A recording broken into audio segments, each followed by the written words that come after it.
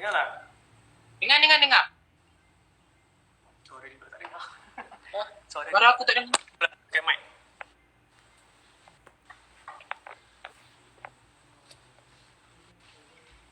Tak apa. Ingat nak pakai mic tapi mic-nya problem sikit. Oh, tapi dengar suara lain kan? Tadi bila cocoknya tak dengar. Ni dah buka ni. Tak payah pakai mic ni dengar. Okey. Nampak Iman terbalik sebab dia buat landscape. Pakai stand. Jadi dia kena balik sikit. Balik. Semua nak buka aku agak ni. Boleh ke sini.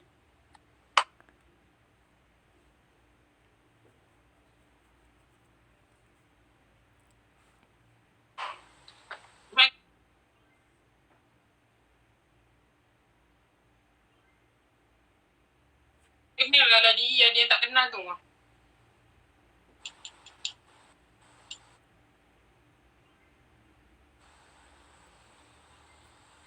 Sekejap boleh.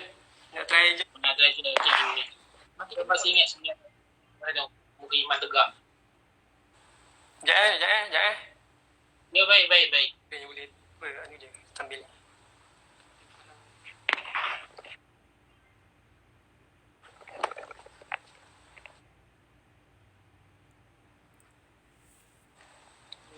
Dia kena buka. Wah, terbalik terus.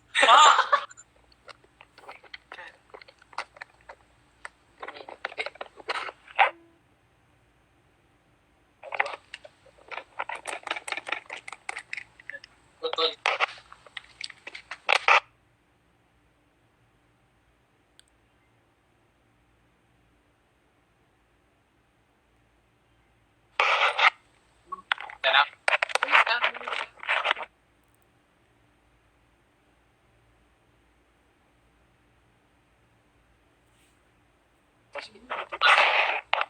Boleh jaga kawan lagi penuh ke.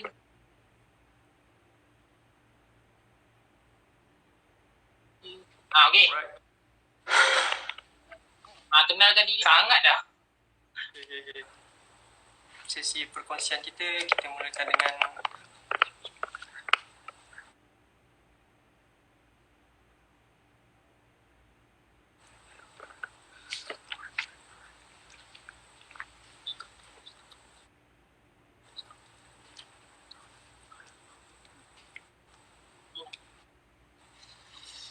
Okay, Naim.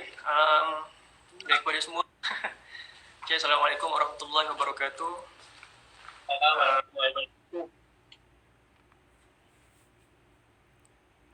Salam Ramadan. Salam PKP. Salam Muafakat Johor. Okay.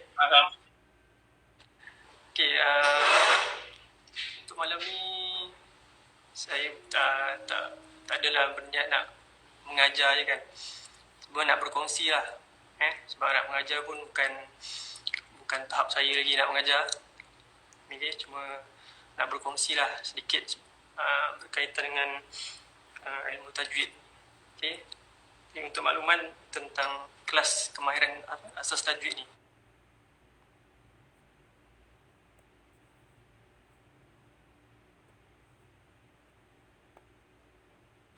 Okay, sebenarnya dah dibuat dah. Ada kepimpinan baru. Baik, untuk malam ni topik yang saya akan kongsikan adalah berkenaan dengan pengenalan ilmu tajwid,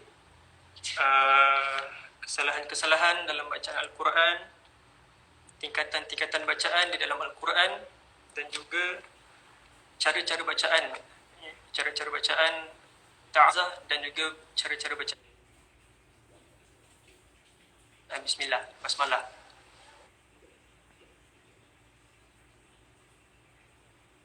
Okay. Jadi berkaitan dengan ilmu tajwid ni, ada bersabda daripada riwayat Imam Al-Bukhari, bacalah Al-Quran, baca Al-Quran dengan suara-suara kamu. Jadi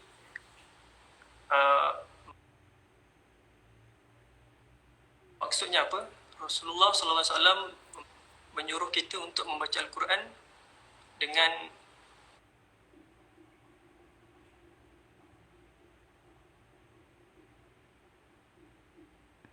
dengan elok lah, dengan baik. Ataupun lebih tepat lagi dengan bertajwid lah. Jadi kalau kita tak membaca dengan kalau kita baca saja-saja kan, contohnya kita tak belajar ilmu tajwid, ya, kesilapan-kesilapan pasti akan berlaku dalam bacaan kita. Okay. Untuk malam ni santai-santai je, Naim. Boleh, Naim? Boleh. Santai.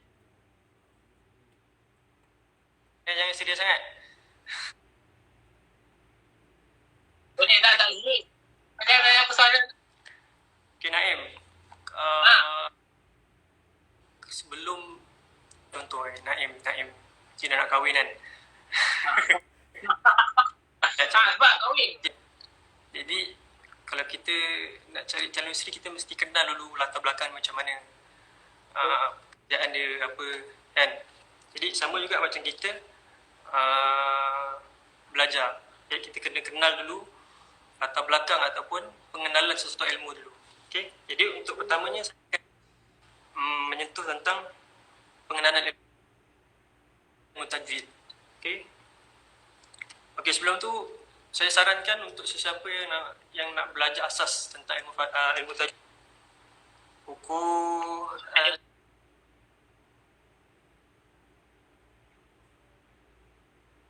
tajwid Quran sama Osman, nampak tak?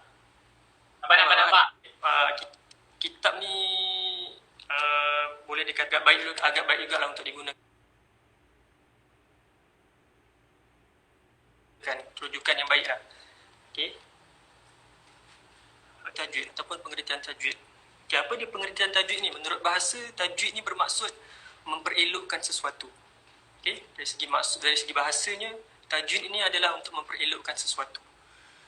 Jadi menurut istilah, ilmu tajwid ni adalah satu ilmu yang melafazkan setiap huruf dari makhrajnya yang betul serta memenuhi hak-hak setiap huruf, yakni sifat aslinya.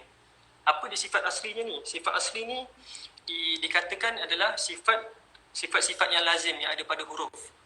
Contohnya sifat mendesir. Sifat mendesir ni ada pada huruf sad. Huruf sad, huruf sa, huruf sin dan juga huruf zai. Dia mendesir. Mendesirnya, contoh kalau kita sebut huruf tu, sifat aslinya adalah mendesir. Contohnya huruf zal. Huruf zai. Okay. Az. Okay. Az. Huruf zai. Dia mendesir. Macam huruf bunyi lebah kan. Dia mendesir. Contohnya huruf sad. Aus. Dia mendesir. Dan juga huruf sin. As. Dia mendesir. Okay, dia itu yang dikatakan sifat asli yang ada pada huruf tu. Sifat asli, contoh huruf zai tadi lah, huruf dia sifat dia mendesir. Okey. Dan juga menjaga mustahak bagi sifat ini sifat mendatangnya. Okey, sifat mendatangnya ni contohnya qalqalah. Okey. Huruf qaf, kalau kita sebut huruf qaf macam biasa, datang tak sifat qalqalah tu? Huruf qaf, contohnya kita baca secara menyambung, haqqi bima, contoh haqqi bima, datang tak sifat qalqalah tu? Tak datang, melainkan kita waqaf, kita berhenti. Haqq, kan? Yang dikatakan mendatang tu apabila huruf qaf itu diwaqafkan. Okey. Okay, itu dia tadi pengertian ilmu tajwid. Pada bahasa dia lah untuk memperelokkan sesuatu. Dari segi istilah dia melafazkan setiap huruf tu dari makhraj dengan betul. Makhraj ni apa pula? Makhraj ni tempat keluar huruf. Okey. Contohnya huruf kha. Kha dekat mana? Letaknya dekat mana? Huruf kha letaknya dekat halqum. Ia disebut juga dengan huruf halqiyah. Huruf halqiyah tu apa dia? Halqiyah tu ni halqum. Huruf kha. Huruf kha, huruf ain dekat halqum. Ain.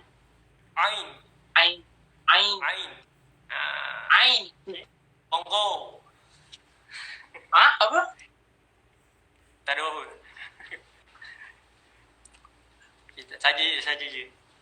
Okay, itu tadi makhraj. Okay, makhraj tempat keluar huruf. Okay, sifat asli tu sifat yang memang ada pada huruf tu. Okay, dan sifat mendatang apabila sesuatu huruf tu, contohnya huruf qaf tadi bila diwaqaf, maka sifat yang mendatang adalah sifat qalqalah. Okay, makhraj, sifat asli dan juga sifat mendatang. Setakat ni boleh Boleh faham. Kalau perempuan tak ada aku macam mana? Itu istimewanya. Itulah cantik je ciptaan Allah. Okay. Walaupun dia tak ada halqum tapi dia boleh sebut huruf tu dengan betul. Okay. Ada. Ha? Teruskan.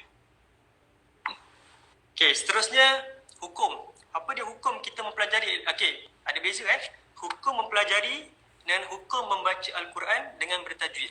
Okay, yang pertama, hukum mempelajari ilmu tajwid adalah fardu kifayah. Okay, fardu kifayah. Okay, itu hukum mempelajari. Okay, maksudnya dalam satu qaryah tu, kalau ada kumpulan yang sudah pun dah buat kelas tajwid, maksudnya yang lain ni lepas. Macam tu. Okay. Tapi membaca Al-Quran secara bertajwid fardu ain hukumnya. Ke atas setiap muslimin dan muslimat yang mukallaf. Maksudnya apa? Baca Al-Quran dengan bertajwid ni memang perlulah, memang perlu. Hukumnya fardu ain. Tapi ulama pada zaman dahulu berpendapat bahawa mempelajari ilmu tajwid ni adalah wajib bagi setiap muslim. Itu pada zaman dahulu. Sebab nak memastikan umat Islam ni membaca Al-Quran dengan baik. Tak ada kesalahan baris, tak ada kesalahan tertukar huruf dan sebagainya. Tapi ulama pada zaman sekarang membahagikan hukum tu kepada dua, iaitu wajib syar'i dan juga wajib sinai.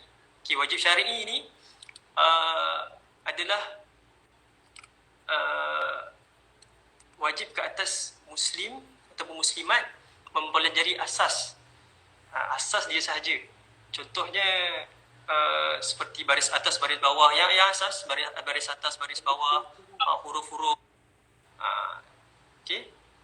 Sebab kadang-kadang ada orang tertukar. Contohnya dalam bacaan surah Al-Fatihah, suratal ladzina an'amta alaihim. Ada orang baca suratal ladzina an'am, hamzah. Sedangkan hamzah dengan ain, an'amta alaihim berbeza. Sama juga kalau tertinggal sabdu pada ayat iyyaka na'budu wa iyyaka nasta'in. Iyyaka na'budu. Engkau Tuhan yang kami sembah. Engkau Allah Tuhan yang kami sembah. Tapi jika sabdu tu tertinggal ataupun dibuang, iyyaka na'budu wa iyyaka nasta'in. Matahari kami sembah. Tertinggal sabdu sahaja sudah pun merubah maknanya, keseluruhan makna tu. Jadi jaga-jaga.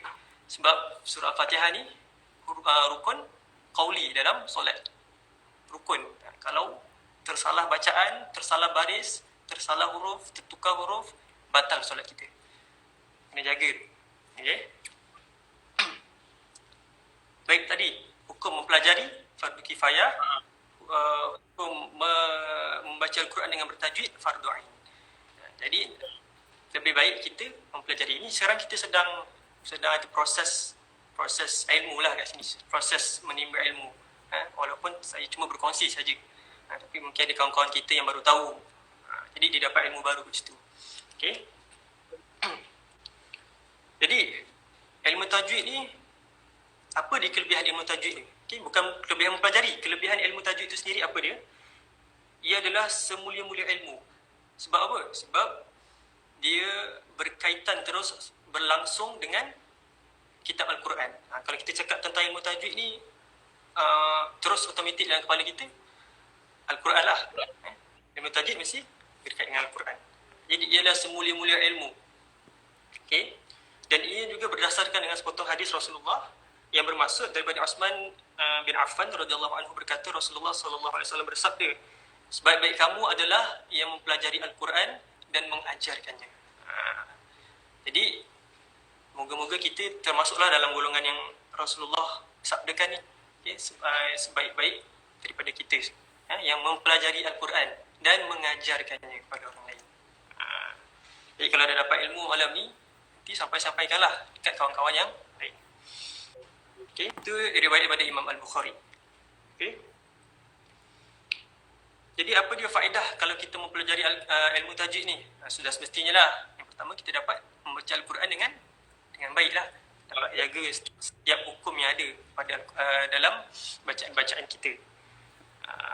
Okay. Apa dia dalil untuk kita mempelajari ilmu tajwid ni? Dalam surah Al-Muzammil ayat keempat, warattilil Qur'ana tartila. Apa dia? Bacalah Al-Quran secara tartil. Okay, dalam surah Al-Muzammil. Okay, apa dia maksud tartil? Tartil ni satu bacaan yang lambat dan tenang serta melafazkan setiap huruf dari makhrajnya yang betul. Maksudnya tartil ni dia baca secara tenang lah, tak terlalu gopoh ke apa. Dia baca relax. Baca relax. Dengan melafazkan setiap makhraj dengan betul. Keluar huruf tu betul. Huruf ha, sebut betul huruf ha. Huruf ha yang ha pedas tu, kita kenal dengan ha pedas. Ataupun huruf ha. Ada beza. Ha bulat kan? Ha dengan ha. Kadang-kadang orang tukar fa dengan sa. Fa yang ada titik tu. Kena keluarkan lidah ke? Ya, keluarkan lidah sikit. Huruf sa. Berbeza dengan sin. Huruf sa macam huruf S biasa. Sin. Lain lah. Ya? Lain dah bunyi dia.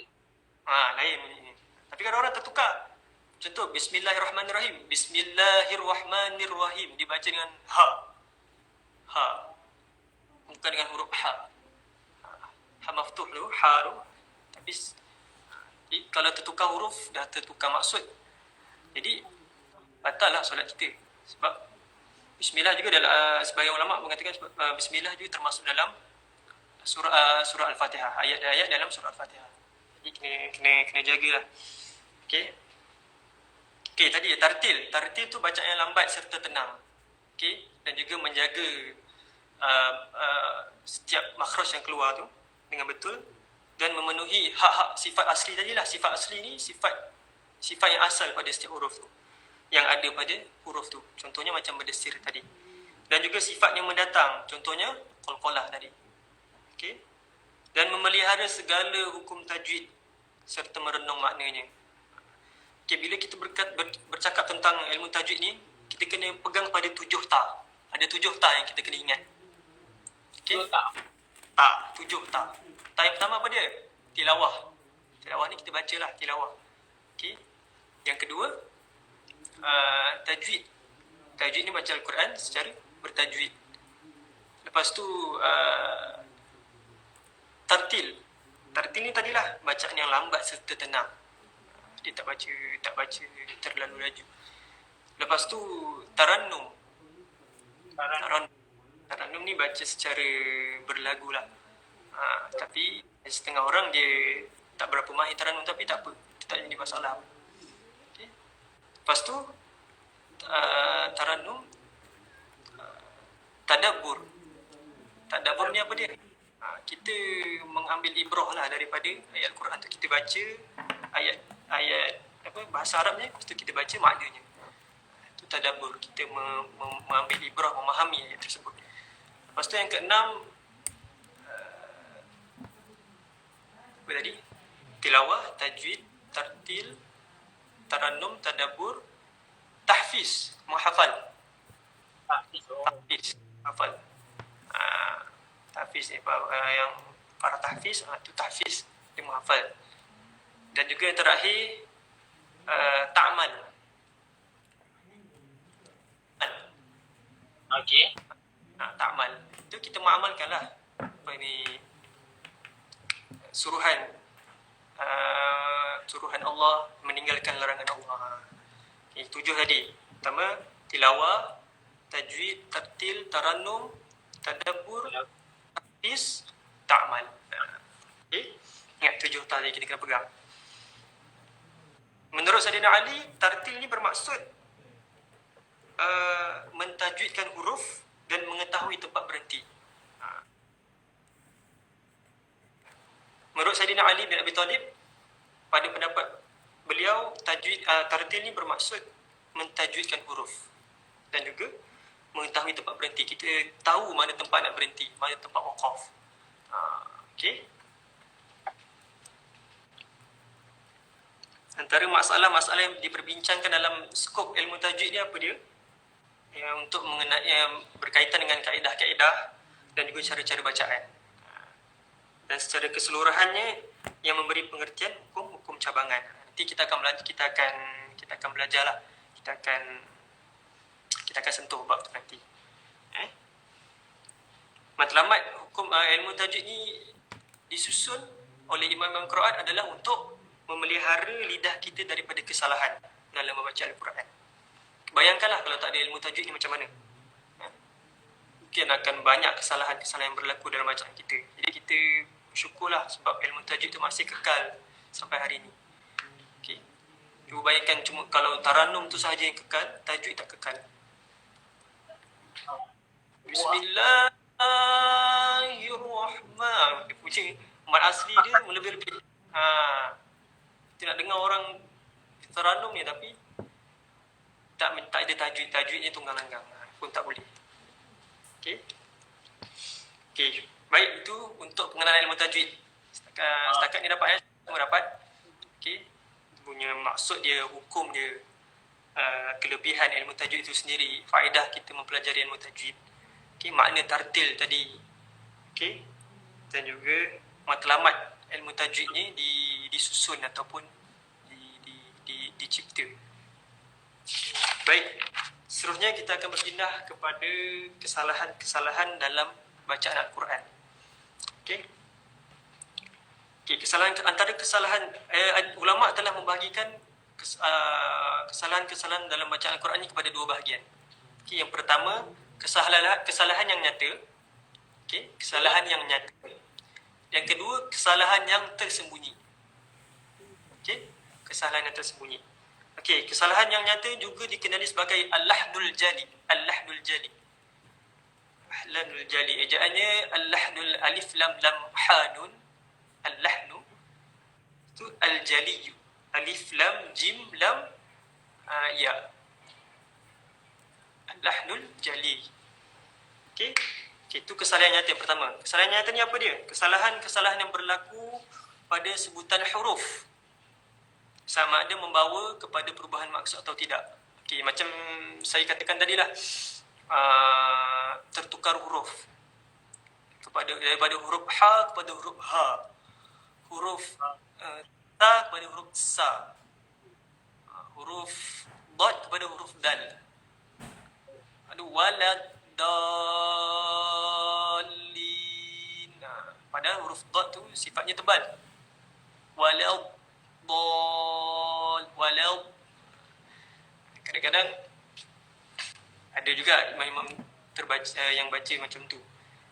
Tapi tu yang kita katakan lah, kesalahan-kesalahan nyata ni orang yang bukan ahli Al-Quran pun dia boleh kesan. Okey.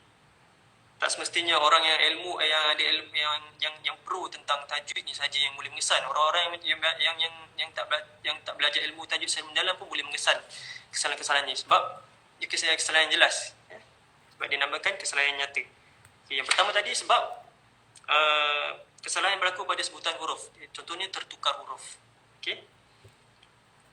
Juga kesalahan yang berlaku pada tanda bacaan.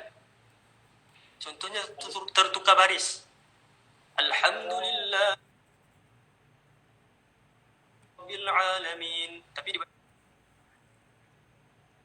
Alhamdulillah alamin. Tertukar baris. Sudah pasti surah Al-Fatihah, sudah pasti hukumnya batal lah solat kita. Dan juga okey, ingat kesalahan yang nyata ni walaupun kita tertukar tak merubah makna, tetap juga dikira sebagai berdosa dan juga haram hukumnya. Kesalahan-kesalahan ini dihukumkan haram dan berdosa. Jadi bagi pembaca Al-Quran yang sudah mahir, okay,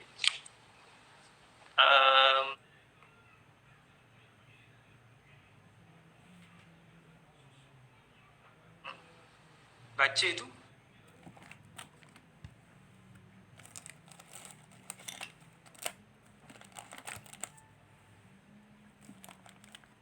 telitilah, jangan tertukar huruf. Nak menghafal dalam satu surah tu, pastikan kita baca dengan teliti. Huruf-huruf tu jangan tertukar. Okey. Tadi kesalahan nyata al-lahnul jali, tertukar, kesalahan pada sebutan huruf dan juga tanda bacaan. Jadi kesalahan-kesalahan ini dinyatakan ataupun dihukumkan haram dan berdosa. Maksudnya pembaca Al-Quran mesti meninggalkan kesalahan tersebut. Macam tadi, jika kesalahan-kesalahan ini berlaku dalam bacaan sembahyang, maka solatnya tidak batal, tidak sah. Okey. Itu kesalahan pertama. Ingat al-lahnul jali, kesalahan nyata. Yang kedua adalah kesalahan tersembunyi ataupun al-lahnul khafi. Al-lahnul khafi. Al-lahnu tadi alif lam lam ha nun, dan alif al-khafi alif lam khafaya. Okey. Al-khafiyu, al-lahnul khafiyu. Itu kesalahan yang tersembunyi. Okey, kesalahan-kesalahan yang tersembunyi ni biasanya dia tidak membawa kepada perubahan maksud. Dia tidak merubah tak merubah makna. Contohnya meninggalkan dengung, qada zahrak, tapi an qada zahrak contohnya. Baik dengung tapi dibaca dengan an, izhar an. Itu contoh-contohnya meninggalkan dengung ataupun tidak dapat menentukan kadar harakat dengan betul. Contohnya mad arid disukun, walau dallin, 8 harakat dibaca. Tapi dikira 6, diingat 6 tapi sebenarnya 8. Jadi dia kesalahan yang kita tidak dapat ukur dengan betul. Dan juga tidak dapat menyebut sifat huruf dengan sempurna. Contohnya orang yang pelat huruf ra. Biasa kita jumpa huruf ra ataupun huruf orang pelat huruf S. Nak sebut huruf sin tak boleh, huruf sa ni. Huruf sa ni pun. Huruf biasa kita jumpa huruf ra lah. Orang pelat huruf ra. Alhamdulillahi rabbil alamin. Contoh. Itu dimaafkan sebab dia memang pelat. Tapi pelat tu sebenarnya boleh diperbaiki dengan latihan. Okey, latihan. Okey, itu tadi al-lahnul khafi, kesalahan tersembunyi. Biasanya kesalahan ni dia tidak dapat dikesan oleh orang-orang biasa. Orang-orang yang tidak mempelajari ilmu tajwid dengan secara mendalam lah. Biasa orang-orang yang pro tajwid saja yang boleh mengesan. Itu tadilah macam meninggalkan dengung, harakat yang terlebih, harakat yang terkurang, ataupun yang boleh kita kesan tidak dapat menyebut sifat huruf dengan sempurna lah. Contohnya tadi huruf ra tadi. Okey, kesalahan-kesalahan tidaklah sampai merosakkan sembahyang. Jadi solat kita taklah rosak. Okey, alhamdulillah. Patutnya alhamdulillah, biasa saja alhamdulillah, tapi alhamdulillahi rabbil alamin contohnya. Dia tidaklah merosakkan solat kita walaupun kita tersalah baca pada hukum dengung tersebut. Okey. Kesalahan-kesalahan ini dihukumkan makruh. Kesalahan-kesalahan ini dihukumkan makruh dan aib di sisi ahli-ahli Al-Quran. Contoh dah tilawah sampai peringkat kebangsaan, antarabangsa, tapi dia masih lagi buat kesalahan-kesalahan yang tersembunyi, kesalahan yang kecil ni, ia menjadi aib lah untuk pembaca Al-Quran tersebut. Dia dah sampai peringkat antarabangsa, peringkat kebangsaan, tapi masih lagi buat kesalahan-kesalahan tersembunyi. Kalau boleh dielakkan. Okay. Kerana kalau orang yang ahli Al-Quran ni dibaca dengan kesalahan-kesalahan ni, ia telah melenyapkan sinaran Al-Quran tu. Okey, tadi kesalahan, habis untuk kesalahan-kesalahan dalam Al-Quran ada dua tadi. Kesalahan yang nyata iaitu al-lahnul jali dan juga al-lahnul khafi. Okey. Okey, baik, seterusnya kita berpindah kepada tingkatan baca Al-Quran. Ada lagi 10 minit Dia 10 minit tu boleh je. Okay. Saya cuba laju. Okay. Seterusnya kita berpindah kepada tingkatan bacaan Al-Quran. Okay, tingkatan bacaan Al-Qurannya ada 4. Dia ada 4 level. 4 level. Okay. Yang pertama, At-Tartil. At-Tartil. At-Tartil. At-Tartil ni apa dia? Bacaan yang perlahan, tenang dan melafazkan setiap huruf daripada makhrajnya yang dengan tepat. Macam tartil lah tadi, maksudnya tartil. Dia baca yang tenang, yang relax. Okay. Serta menjaga hukum-hukum tajwid. Biasa bacaan macam ni dalam tilawah Al-Quran. Kita tengok dalam TV tu kan, tilawah Al-Quran itu baca secara tartil. Dibaca relax, perlahan, menjaga hukum-hukum tajwid. Sebab tu dalam pertandingan tilawah Quran adanya markah tajwid. Markah tajwid. Markah tajwid tu markah yang paling besar. Tak silap. Okey. Dan juga berdasarkan firman Allah, warattilil Qur'ana tartila. Bacalah Quran dengan tartil. Jadi tartil ni bacaan yang memang menjaga hukum-hukum tajwid. Okey, itu untuk level yang pertama, at-tartilu. Okey. Kita berpindah pada level yang kedua, at-tahqiqu. Dia tulis nampak tak? Boleh tulis je sebenarnya. Tadi dia tak tulis. Tak nampak. Nampak tak? Terbalik kan? Tapi tak apalah, faham. Kan? Okey, alif, ta, ha, qaf, ya qaf. At-tahqiqu. At-tahqiqu. Dia tulisan tak apa cantik. Bukan tak apa cantik, memang tak cantik pun. Okey. At-tahqiqu. Itu level yang kedua. Okey, at-tahqiqu ni apa dia? Bacaan seperti tartil. Cuma